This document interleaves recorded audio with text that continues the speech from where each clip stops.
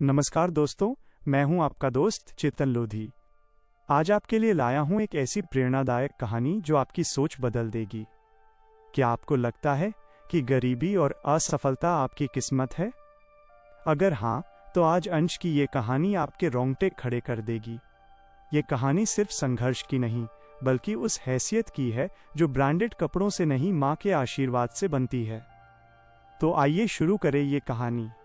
अंश का जन्म किसी अमीर घर में नहीं हुआ था। उसके घर में महंगे खिलौने नहीं थे, पर मां के आंचल में वो सुकून था जो बड़ी बड़ी कोठियों में भी नहीं मिलता। पिता रोज सुबह जल्दी निकल जाते, कभी दिहाड़ी मिलती, कभी नहीं। मां दूसरों के घरों में काम करती और शाम को थकी हुई लौटती, फिर भी चेहरे पर मुस्कान रखती। अंश बचपन से ही समझदार था। उसने बहुत जल्दी सीख लिया था कि हर ख्वाहिश पूरी नहीं होती। स्कूल में जब बच्चे नए जूते दिखाते, वो चुपचाप अपनी किताबों में झांकता। पढ़ाई में वो औसत था, न टीचर उसे खास समझते, न दोस्तों को उससे कोई उम्मीद थी। धीरे धीरे अंश ने भी मान लिया, शायद मैं वाकई किसी काम का नहीं हूं। समय बीतता गया, पढ़ाई छूट गई और घर की जिम्मेदारी उसके कंधों पर आ गई। एक दिन पूरे दिन काम खोजने के बाद अंश खाली हाथ घर लौटा। वो अंदर से टूट चुका था। घर पहुंचा तो देखा मां चूल्हे के सामने बैठी थी। धुएं से उसकी आंखें जल रही थीं। हाथों में छाले थे जो अब पक्के हो चुके थे। अंश मां के सामने बैठ गया और फूट पड़ा, मां, मुझसे नहीं होगा, मैं हार गया हूं। लोग सही कहते हैं, मैं किसी काम का नहीं हूं। मां ने उसकी तरफ देखा।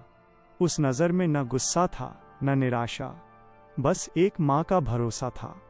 वो उठी, अंश के सिर पर हाथ रखा और बहुत धीरे से बोली, बेटा अंश, मैं तुझे अमीर नहीं देखना चाहती। मैं बस ये चाहती हूं कि तू खुद को कमजोर न माने। दुनिया तो हर रोज तोड़ेगी, पर अगर तू खुद टूट गया तो मां किसके लिए जिएगी? मां की उस बात ने अंश के भीतर आग तो लगा दी थी, लेकिन अगले दिन उसकी जेब में अब भी 1 रुपया नहीं था। वो सीधा महल नहीं पहुंचा, बल्कि उसने सबसे पहले एक कबाड़ की दुकान पर काम मांगा। दिन भर वो भारी लोहे के पाइप ढोता। शाम को जब बाकी मजदूर घर जाकर सो जाते, अंश कबाड़ी के मालिक से मिन्नतें करता कि वो उसे कोने में पड़े पुराने मोटरों और खराब बिजली के सामान के साथ छेड़छाड़ करने दे। लोग उसे चिढ़ाते, अरे ओ इंजीनियर, कचरा बीनने से कोई नवाब बना है क्या? स्कूल के पुराने दोस्त उसे गंदे कपड़ों में देख रास्ता बदल लेते। अंश को बुरा लगता, पर वो चुपचाप अपना सिर झुकाकर काम करता रहता। शुरुआत के 2 सालों में उसने एक बिजली मिस्त्री के यहाँ छोटू बनकर काम किया। आधी तनख्वाह घर भेजता और आधी से पुरानी तकनीकी किताबें खरीदता। कई रातें उसने सिर्फ उबले चने खाकर गुजारी। अगले 3 साल उसने फुटपाथ पर अपनी एक छोटी सी मेज लगाई। वो उन चीज़ों को ठीक कर देता जिन्हें बड़े शोरूम कचरा कहकर फेंक देते थे। धीरे धीरे शोर फैल गया कि एक लड़का है अंश, जो मरी हुई मशीनों में भी जान डाल देता है। 5 साल बाद एक दिन शहर की एक बड़ी फैक्ट्री की मशीन खराब हो गई। बड़े इंजीनियरों ने हाथ खड़े कर दिए। अंश ने अपनी पूरी हिम्मत जुटाई और वहां पहुंच गया। उसने अपनी सालों की कबाड़ वाली मेहनत का इस्तेमाल किया और 14 घंटे की मशक्कत के बाद मशीन चालू कर दी। वो उसकी जिंदगी का पहला बड़ा ब्रेक था। उस फैक्ट्री के मालिक ने उसे एक छोटा सा कॉन्ट्रैक्ट दिया। अंश ने अब भी अपनी सादगी नहीं छोड़ी। उसने एक एक पैसा जोड़ा और अपनी वर्कशॉप खोली। सालों बाद अंश आज शहर का एक सफल उद्यमी बन चुका था। एक दिन वो अपनी कार से उसी पुराने बाजार से गुजर रहा था जहां उसे कभी अपमानित किया गया था। उसने उसी दुकानदार को देखा जिसने उसे कभी धक्के मारकर निकाला था। आज वो दुकानदार कर्ज में डूबा था। अंश दुकान के अंदर गया। दुकानदार ने उसे पहचाना नहीं और बोला, साहब, कुछ खरीद लीजिए।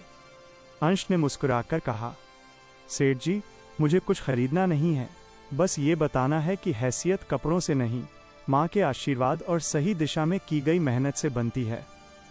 दुकानदार की आंखें शर्म से झुक गईं। अंश जब घर पहुंचा, माँ की आंखों में खुशी के आंसू थे। अंश माँ के पास बैठा और बोला, माँ, आज अगर मैं यहाँ तक पहुँचा हूँ तो सिर्फ तेरी उस एक रात वाली बात की वजह से। माँ मुस्कुराई और बोली, नहीं बेटा, मैंने तो बस एक बात कही थी।